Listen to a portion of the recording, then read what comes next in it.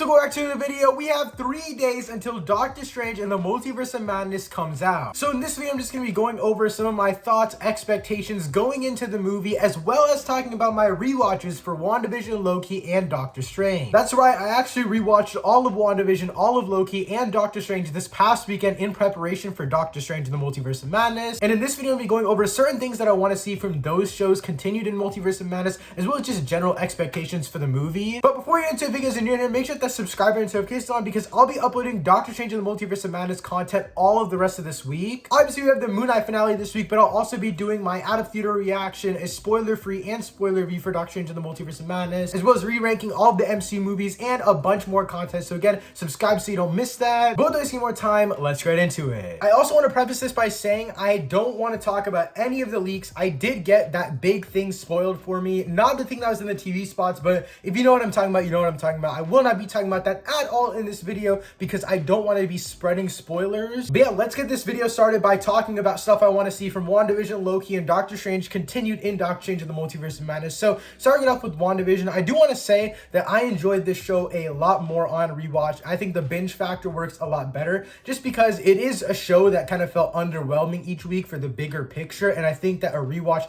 binging it and not waiting every single week for something new and then not getting enough to satisfy me for, I guess, waiting a whole week, that factor wasn't really there. So I enjoyed it way more on rewatch. I actually enjoyed a lot more of the storylines, plot points, and stuff like that. But again, speaking of WandaVision, I mainly just want to see the effects of Westview, and I'm not even sure we're gonna get that. Number one, because Sam Raimi hasn't seen WandaVision. He came out in an interview and said that he only saw the essential episodes of it, the episodes that were essential to her character herself. We also know that her kids are gonna be in the movie, so it'll be interesting to see how their stories play out from WandaVision. I think they have to talk about like the desecration of Westview itself, if they're talking about how she brings her kids back and stuff like that, as well as kind of slightly recapping what happened in Westview because of people who might not have seen the Disney Plus show. I also want to maybe see a little bit of a hint towards Vision's future, maybe like Wanda's thoughts on what happened to Vision or something along those lines, just because I felt like after rewatching the show, Vision's ending was very, very abrupt. So I just love to see a little bit on that, not too much. I'm guessing that he'll be in Armor Wars or something like that. I don't need to see that far down the line. I would just love a mention of him kind of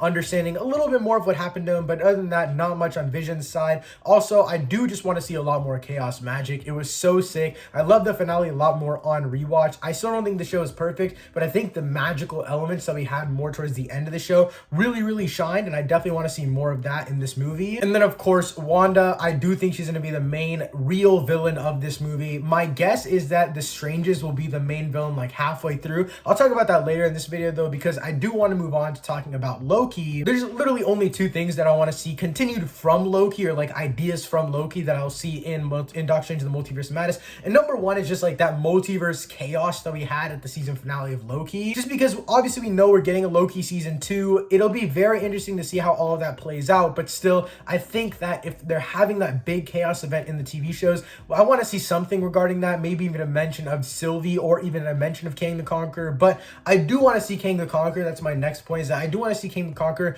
maybe in the post-credit scene, something along those lines. I just want to see something of Kang. I want to see something like teasing the future of Kang, because we know he's going to be in Ant-Man and the Wasp: Quantumania. We know that Loki gets transported to a different version of the TVA where Kang is the leader. Just seeing all of these big hints to Kang's future in the MCU, I definitely just want to see more of him. And it doesn't even have to be anything too big. Again, just a little post-credit scene thing, that would be enough for me. But now moving on to Doctor Strange, I don't think there's much from this movie, again, that I do want to see a lot of continue necessarily. I do want to see Mordo. That's the biggest thing I want to see from the original movie. My biggest thing is like, I don't think we're going to get much of our Mordo. I think we'll get a lot of that variant of Mordo that we see in the trailers with the longer hair and stuff like that. And that's cool. I do think it would be really sick to see Mordo kind of be like the trilogy villain. He's a character in every single one of the movies, and then in the final movie in his trilogy, he's that big bad that Doctor Strange has to face off of. And we'll also be able to see like Mordo evolve over time, just as we saw Doctor Strange evolve over time. Also, Christine Palmer and just the love interest stuff in general, I hope we get to see a lot of that in this movie. Not necessarily that variant of Christine Palmer. I want to see the real Christine Palmer, especially after watching What If episode 4.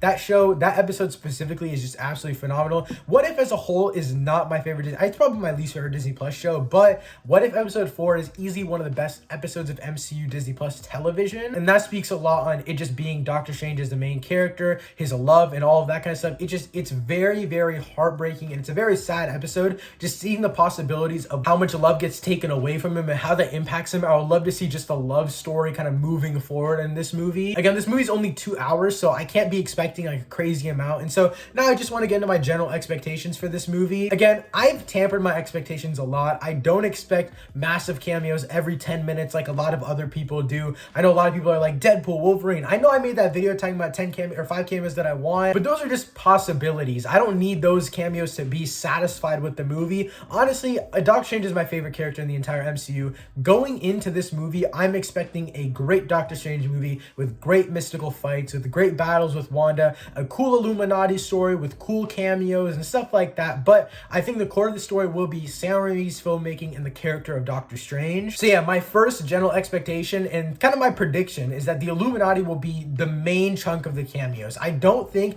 there will be any big cameos outside of the Illuminati. That's my guess. I'm just gonna put it there. If there's more cameos, obviously I'll be excited, but if there's not more cameos, then I won't be disappointed. I also have a prediction that the Illuminati battle isn't at the very end of the movie. I know a lot of people were thinking that, oh, Wanda will fight the Illuminati at the very end and then Doctor Strange will be the last one and she'll fight him. I don't think that's the case. I've also heard rumors going around that it's not going to be like a massive big scale final battle. Like it'll be characters fighting each other, not just like huge all out war. So I could see it just being Wanda versus Doctor Strange. And with that being said, I do think that the Kamar-Taj battle is going to be near the end of the movie. We've seen this battle a lot in the trailers. And the reason I think it's toward the end is number one, because that's the only time or the main times in the trailers where Wanda is in her full suit. And I do think if they're going to do a final battle, they're going to have them in their final suits. They're not going to have her in like some pajamas like she is when she's fighting the Illuminati in the trailer. That's the biggest hint, is just the outfits that I'm kind of going off of. It's like they wouldn't put her in just like gray jumpsuit whenever she's fighting Doctor Strange in the final battle. Obviously, you know, Lego sets, marketing, all that kind of stuff. Like you're going to want to use the big costumes that you can sell stuff off of. And like I mentioned before, I don't think that the Strange variants will necessarily be the villains in this movie. I think they'll be like